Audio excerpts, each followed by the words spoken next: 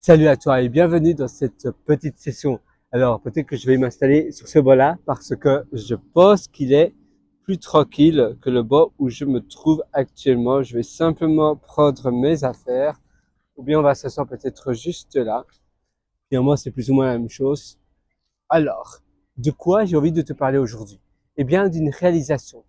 Tu sais, aujourd'hui, mais non, tu ne sais certainement pas, aujourd'hui, au bureau, il y a quelqu'un qui a commencé. C'est un Australien. Et ce qui est très amusant, c'est que c'est quelqu'un, non, australien en réalité, c'est un Britannique.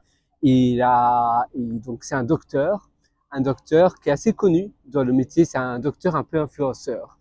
Et il a commencé dans la startup pour laquelle je travaille, une medtech, donc je travaille dans une société, oui, une medtech startup où on révolutionne le monde de la médecine. Je rigole un petit peu parce que ça fait un peu cliché, on révolutionne ceci, cela, etc.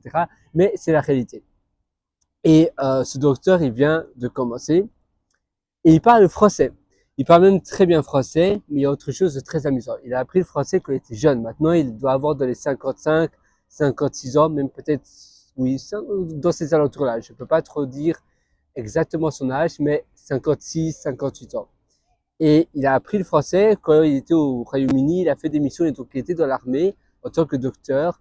Il travaillait pour la Navy et il a travaillé pendant 27 ans dans ce domaine-là au Royaume-Uni et en France. Donc il était également dans l'armée en France et il a appris le français de cette manière-là.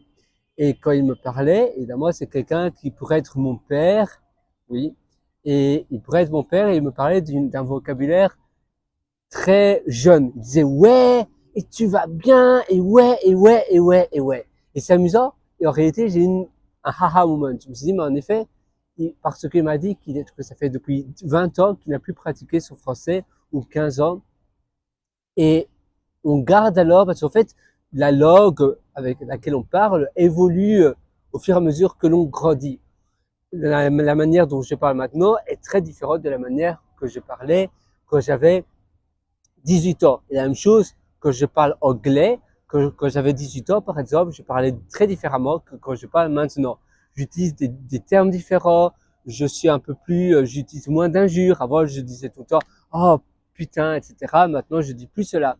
Il y a plein de choses. Avant, je disais souvent, ouais, ouais, oh, ras-de-bol, etc. Maintenant, c'est fini. Et on évolue, et donc, parce qu'on utilise toujours la langue pour laquelle on utilise, notre langue maternelle, eh bien, elle évolue également. Mais si on stoppe de parler pendant pas mal d'années à une langue, mais si on stoppe utiliser la langue, une autre langue, par exemple, tu parles l'espagnol, tu parles l'italien, tu parles le japonais, puis pendant 10, 15 ans, tu stoppes euh, totalement pratiquer ou quasiment pas, tu pratiques très peu, la langue n'évolue plus avec toi. Et donc, c'est un peu comme si tu étais paralysé. Et c'est exactement pareil finalement pour pas mal de choses. Et donc, pour ce médecin, pour ce docteur, il parlait comme s'il avait 18 ans. Parce que c'est comme cela qu'il a appris. Et puis après, la langue n'a plus évolué avec lui. Et maintenant, ça fait un peu spécial, un médecin de 58 ans qui dit ouais, tu vas bien. Et il me connaît à peine, il me tutoie. Bon, en anglais, évidemment, c'est normal. Mais en français, c'est vrai que ça fait toujours c'est un peu différent. Et surtout le ouais, ouais, et il parlait d'autres choses, aller à, je ne sais plus, il faisait des abréviations, et puis voilà. Vraiment la manière dont il parlait était très jeune. Et c'est vrai que qu'on ne pratique plus quelque chose, la même chose, je suis ingénieur en informatique, ou là il va y avoir du bruit là. Je suis ingénieur en informatique, tu vois, il y a du feu, etc. C'est pas mal. Et je suis ingénieur en informatique. Si je ne pratique plus mon métier, eh bien, je vais programmer comme un ringard qui programmait encore en Pascal ou en Perl ou dans une autre langue de programmation encore plus ancienne ou en basique. Eh bien, c'est pareil finalement pour tout. Donc, nos connaissances évoluent au fur et à mesure que l'on grandit et également s'ajustent par rapport à l'évolution, par rapport à la demande, par rapport à toutes ces choses-là.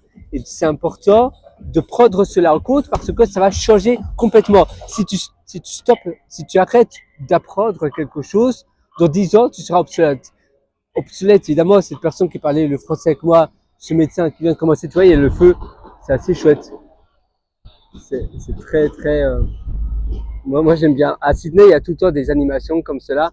C'est c'est un peu le Dubaï de l'Océanie, le Dubaï de l'Asie, on va dire. Et c'est très sûr, c'est très propre, c'est vraiment génial. Le pays prend tellement bien soin du pays, le gouvernement prend tellement bien soin du pays comparé à l'Europe qui coule complètement. C'est vrai que ça fait du bien de voir un pays qui devrait être comme ça partout. Voilà. Bon, voilà, revenons à nos petits moutons. Donc, on discutait justement, voilà, le français. Évidemment, si ton français a arrêté d'évoluer, ça va. Mais par contre, pour tes connaissances ou en réseaux sociaux ou en d'autres choses, tu dois continuellement rester à jour. Et parfois, c'est pas possible. Alors, ça sera beaucoup plus dur et il faut être OK avec cela, que ça sera beaucoup plus dur de retourner dans cet univers-là. On peut faire un switch. La vie est trop courte pour faire tout le temps la même chose. Mais alors, il faut évidemment prendre la décision, d'accord, je quitte l'univers de l'informatique ou bien je quitte l'univers du marketing, je quitte l'univers de la cuisine. Et la cuisine peut-être s'évolue un peu moins vite, mais s'évolue aussi. Les recettes évoluent, les tendances, la mode, la même chose dans le stylisme. Je quitte le monde du stylisme. Oh, j'adore le feu, les lumières, comme ça. Tout ça, ce sont des flammes. Tu vois. Je quitte cela. D'ailleurs, si ça t'intéresse, c'est le Vivid. Vivid, tu as dans toutes les capitales de l'Australie, tu as un festival de lumière l'hiver. Donc l'hiver, maintenant, à l'heure où je te fais cette vidéo, on est au mois de juin. Et ici, l'hiver, c'est l'opposé qu'en Europe. Et à Sydney, c'est Vivid.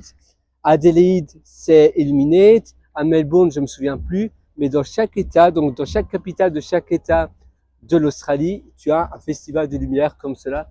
C'est vraiment très chouette. Et ici, tu vois, c'est le Vivid. Voilà. Je sais pas si tu vois, mais c'est écrit là. Et c'est assez pas mal. Voilà, donc c'est à toi à voir maintenant quelles sont les compétences que tu veux garder, quelles sont les compétences que tu veux utiliser sur le long terme et qui vont t'être utiles. Et il faut évidemment continuellement se remettre à jour. Il ne faut pas se dire, voilà, maintenant j'ai appris pour toujours. Ça n'existe plus cela.